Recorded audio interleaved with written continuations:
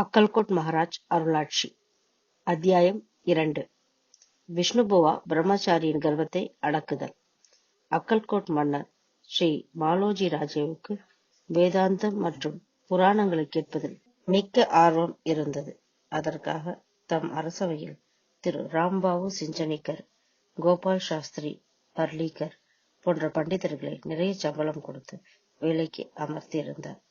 ஞானேஸ்வரி பகவத்கீதைக்கு ஸ்ரீ ஞானேஸ்வர் மகாராஜ் அருளிய கவிதை வடிவிலான அற்புதமான விளக்கம், அமிர்தானுபவம் போன்ற நூல்களை பற்றி தினமும் சுவையான விவாதங்களும் நடைபெற்றுக் கொண்டிருக்கும்.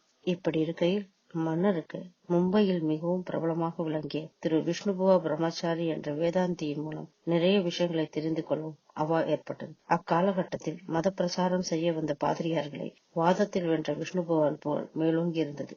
எனவே மன்னர் மிகவும் முயற்சி செய்து விஷ்ணுபுவாவை அக்கல்கோட் வரவழைத்தார்.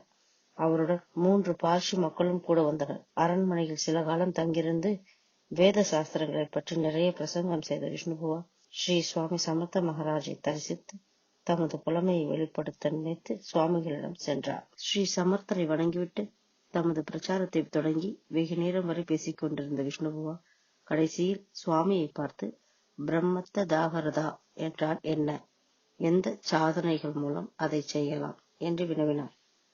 நெடுநேரம் பொறுமையாக அவரது பேச்சை கேட்டுக் கொண்டிருந்த சுவாமிகள் இந்த கேள்விக்கு பதிலேதும் கூறாமல் மௌனமாக இருந்ததை கண்டு விஷ்ணுபுவா ஸ்ரீ சமர்த்தரை மிகவும் அற்பமாக நினைத்து, அவருக்கு ஒன்றும் புரியாது, மக்கள்தாம் அவரை தவறாக ஞானியாக வழிபாடுகிறார்கள் என்று தமது கேள்விக்கு பதில் சொல்ல முடியாததால் தாமே மகா பண்டிதர் என்று கர்வத்துடன் தமது அறைக்கு திரும்ப சென்றார். அன்றிரவு விஷ்ணுபுவாவின் கனவில் ஆயிரக்கணக்கான தேள்கள் அவர் மீது விழுந்தது போலவும் அதில் ஒன்று அவரை கடித்து விட்டதாகவும் நினைத்து காப்பாற்று காப்பாற்று என்று அலறி அடித்துக் கொண்டு படுக்கையை விட்டு எழுந்தார். அருகில் படுத்துக் கொண்டிருந்த பார்சி சீடர்களும் பதைத்து எழுந்து அது வெறும் கனவே என்று அவரை சமாதானப்படுத்தினர்.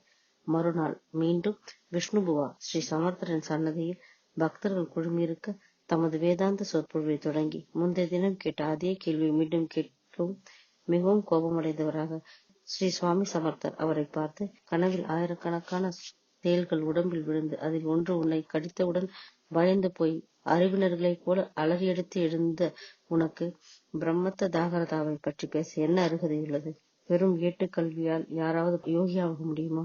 படித்த முட்டாளாகிய நீ புத்தக புழுவாக வேதாந்தத்தை திருவாக சென்று கூவுவதால் பண்டிதனாக முடியுமா? எழுந்து போய் இங்கிருந்து என்று பண்டிதரை விரட்டி அடித்தார். விஷ்ணுபுவா ஸ்ரீ சுவாமி சமர்த்த மகாராஜின் எல்லாம் அறியும் தன்மையையும் அவர் எங்கும் நிறைந்த பரம்பொருளின் அவதாரமே என்பதையும் உணர்ந்து தமது தவற்றை மன்னிக்குமாறு வணங்கிவிட்டு மும்பைக்கு திரும்பினார். குரு கடாட்சம் பரிபூர்ணம்.